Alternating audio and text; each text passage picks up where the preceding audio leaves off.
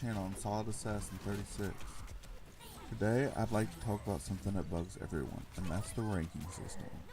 See, recently I dropped from high plat all the way down to low gold, and I'd like to share my journey with you and some of the concerns I have. Playing in the ranks, I learned a lot of different things. Like I learned a low gold can have just as much skill as a master or grandmaster, just maybe not good positioning. I learned that a high plat, a diamond, or even a master might have great skills but bad team coordination. One big thing I noticed between all the ranks is the lower people do not talk. It is very frustrating in lower ranks because people do not talk. Time and time again, you'll get in the lower ranks and no one will talk. There's no callouts. Tracer can be going wild on your back line, and no one's calling out Tracers in the back. No one's helping, because everyone's concentrating on the job they have to do, but not working as a team and coordinating together. Or you'll have a Zarya who has her Graviton, and instead of communicating that to the group, even through the in-game message system, she uses it on point when nobody else is ready or when nobody has their ultimate ready. Just simple communication can help out a lot. From what I've learned, most of the skill everyone has in every rank. Usually the bronze and the silver, maybe there's some little quirks about the game they don't know. Maybe they don't understand standalone payload, something like that.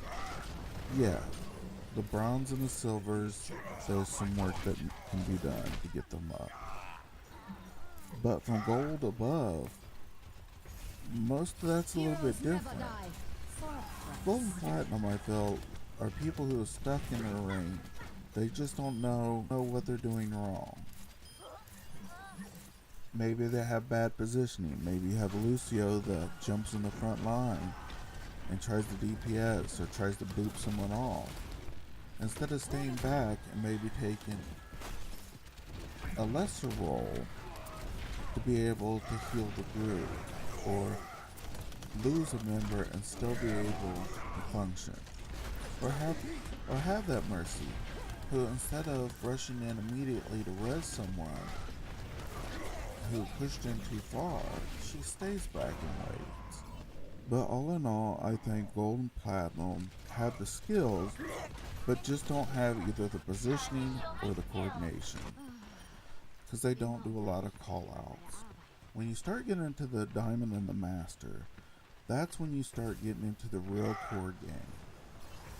Yes, you have some throwers. Yes, you still have the same stuff. Yes, you still even have people who don't want to call out, but they know their job. So when you're in a 6 stack that high, you're more guaranteed to actually have a battle than if you run it at lower levels where you're either getting stomped or you stomp pretty easily. On the other hand, when you get into masters and grandmasters, or in the top 500, that's when you get into the game where it gets really competitive.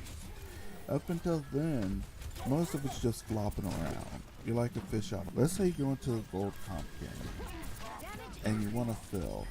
So you wait and let everybody pick their characters so you can pick the flex characters, which you guys need. And you find out that no one wants to be a healer. Well, one healer isn't going to cut it when you're at plat or above. Sometimes not even in gold. The game is designed to have 2 supports. Now, sure, the game can go with 1 healer, but what happens when that 1 healer dies? Then not only are you down a man, but now the team's suffering. Whereas if you would have took 2, they could support each other and the group. Same thing goes for tanks. It's meant for someone like Reinhardt or Orisa up in the front with the barriers, and then you have someone like Diva who can dive in and go back and forth and yet still take some damage, or Roadhog where he can pull people in. At lower ranks, you don't get this kind of coordination. You don't get this kind of team comp. You don't get this kind of flexibility in people talking. What you'll get most of the time is a whole bunch of people who want to play DPS. Now, don't get me wrong. Playing DPS is fine. There's nothing wrong with it. We all bought the game. We all paid for it. We're all ready to play it. It's our game. But if you expect to play comp and win, you can't be so rigid. The system is set up to punish you. If you play one character the whole time, you lose less SR when you lose, and you gain more SR when you win. But at the same time, if you play to fill, you gain less SR when you gain, and you lose more SR when you lose. Just because you picked a different character each time instead of playing the same character through.